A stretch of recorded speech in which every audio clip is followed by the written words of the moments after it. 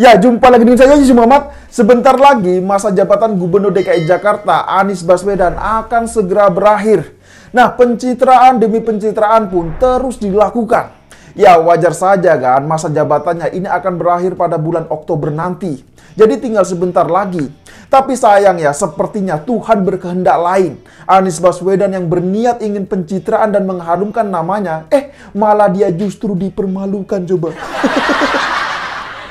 Ya, mungkin ada yang masih belum tahu ya, saat acara peresmian atau grand launching Jakarta International Stadium atau JIS, ternyata pagar pembatas tribun penontonnya ini ambruk coba. Parah sekali kan. Nah, coba bayangkan saja ya, stadium dengan nilai 4,5 triliun rupiah, tapi bisa ambruk seperti itu. Ya, jujur saja ya, melihat semua kejadian ini, saya kok jadi teringat dengan Formula E. Masih ingat gak saat pembangunan sirkuit Formula E, ada juga tribun penonton yang ambruk akibat ditiup oleh angin. Nah, parah sekali kan Anies Baswedan ini. Nah, pertanyaannya kemudian begini, mengapa semua yang dibangun oleh Anies Baswedan itu selalu bermasalah? Apakah memang Anies Baswedan ini tidak bisa bekerja? Ya, tentu semuanya masih ingat kan kejadian soal robohnya tribun Formula E. Dan sekarang pagar pembatas tribun penonton di JS pun juga roboh. Parah sekali kan. Ya, mungkinkah semua ini pertanda bahwa alam sedang menolak pencitraan yang dilakukan oleh Anies Baswedan? Ya, siapa tahu kan, bener gak? Ya, sekarang masa ya bikin acara Formula E tribunnya roboh, terus bikin stadion juga pagarnya roboh. Lah, ini kan menjadi tanda tanya besar bagi kita semua, bener gak? Apakah Anies Baswedan ini bisa bekerja atau tidak? Kan itu pertanyaannya. Bahkan Anies Baswedan bikin sumur resapan juga ambles coba. Padahal kita semuanya tahu JIS ini adalah stadion yang selalu dibangga-banggakan oleh Anies Baswedan dan tim buzzernya. Nah, sekarang kalau kejadiannya seperti ini, terus Anies Baswedan mau pencitraan apa lagi? Bahkan ya sebelumnya, Anies Baswedan juga mengklaim bahwa stadion JIS ini adalah salah satu stadion yang terbaik di dunia. Begitu katanya. Lah, sekarang masa ya stadion terbaik di dunia, tapi kualitasnya rapuh seperti ini coba. Ya, memang sih kalau dilihat dari luar terlihat sangat bagus. Tapi faktanya apa? Faktanya di dalamnya rapuh begini coba. Lah, ini kan jadi mirip dengan omongan Anies Baswedan sendiri selama ini. Kalau dia ngomong, ini kan selalu manis-manis saja. Tapi ujung-ujungnya apa? Ujung-ujungnya selalu menyakitkan. Dan sekali lagi ya saya tegaskan, dengan kejadian robohnya pagar pembatas tribun penonton ini ya, maka berakhir sudahlah pencitraan Anies Baswedan untuk menggunakan JIS. Lagian salah sendiri, sejak awal kan JIS ini memang cocoknya digunakan untuk acara keagamaan, bukan untuk acara pertandingan sepak bola. Ya, sekarang coba saja perhatikan ya. Selama ini kan JIS ini memang sering digunakan untuk acara keagamaan. Bahkan bukan hanya itu, namun JIS juga sering digunakan untuk hal-hal yang bersifat politis.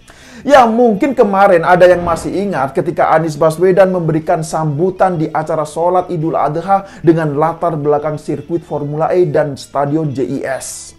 Terlihat jelas kok saat itu bagaimana nuansa-nuansa politis yang dilakukan oleh Anies Baswedan di acara sholat Idul Adha. Dengan latar belakang foto JIS dan sirkuit Formula E, seakan-akan dia ingin menunjukkan karya yang luar biasa kepada publik. Tapi sekarang faktanya apa? Justru stadion yang dibanggakan itu berubah menjadi bumerang bagi Anies Baswedan.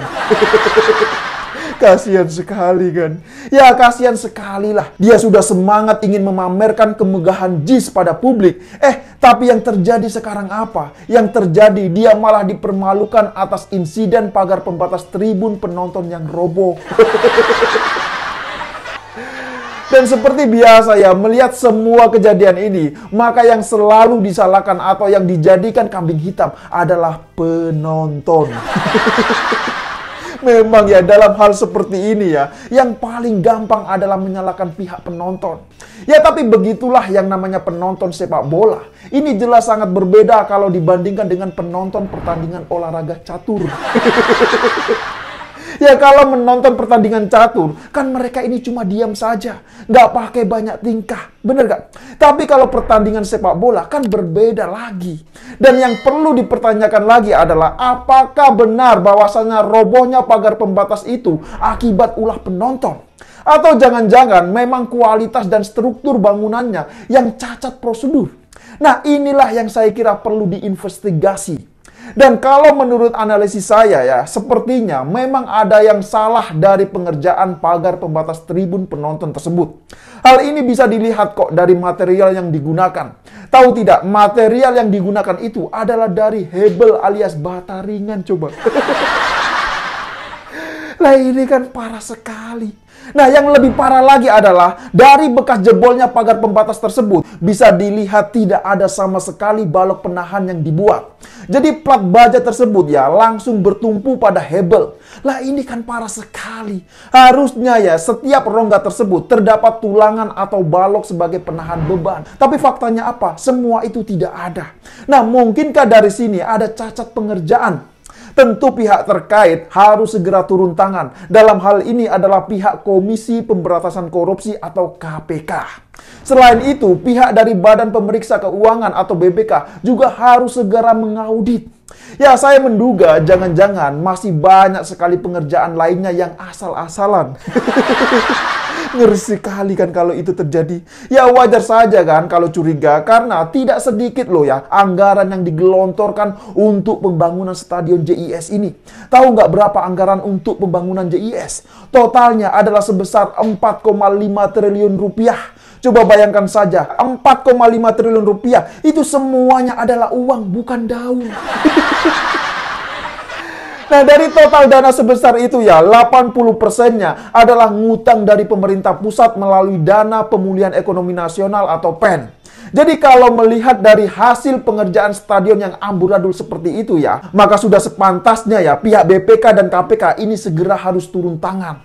Ya, menurut saya harus ada audit secara menyeluruh untuk stadion JIS ini. Nah, tapi lucunya buzzer Balai Kota ini malah menuding bahwa yang salah dalam hal ini adalah penonton sepak bola, yaitu pihak dari The Jackmania. Nah, benarkah pihak penonton yang salah? Kalau melihat dari beberapa video yang beredar ya, memang ada beberapa penonton yang menaiki pagar. Tapi itu hanya hitungan jari saja, sangat sedikit saja. Lagian mereka yang naik pagar itu kan cuma ingin memasang bendera saja. Setelah mereka memasang bendera, ya mereka balik lagi ke tribun penonton. Dan kalau diperhatikan ya, hanya ada satu penonton yang jatuh dari pagar tersebut. Nah, artinya apa? Artinya ketika pagar pembatas itu roboh, memang tidak banyak penonton yang berada di atas pagar tersebut. Lagian kalau memang konstruksi dari pagarnya itu kuat ya, tentu gak akan sampai roboh kalau cuma dinaiki beberapa orang saja. Masa ya stadion kelas internasional, tapi kualitasnya kalah sama stadion yang ada di daerah, coba. Lah, ini kan sangat lucu sekali, bener gak? Ya, sekarang coba saja bandingkan dengan Stadion Maguwo, kemudian Stadion GBK, dan Stadion GBT. Setiap kali ada pertandingan sepak bola ya, pasti ada banyak sekali penonton yang menaiki pagar. Tapi sampai sekarang belum pernah tuh kita mendengarkan kabar bahwa ada pagar pembatas di stadion tersebut. Ini yang roboh. Nah, sedangkan stadion JIS baru sekali dipakai pertandingan sepak bola, tapi pagar pembatasnya ini langsung jebol, coba. Nah, ini kan sangat parah sekali. Jadi kalau seperti ini, kan semakin menunjukkan bahwa memang ada yang salah dalam pengerjaan stadion tersebut. Nah, lucunya Anies Baswedan ini malah beralasan bahwa semuanya ini dikarenakan semangat Jackmania yang terlalu tinggi. Begitu katanya.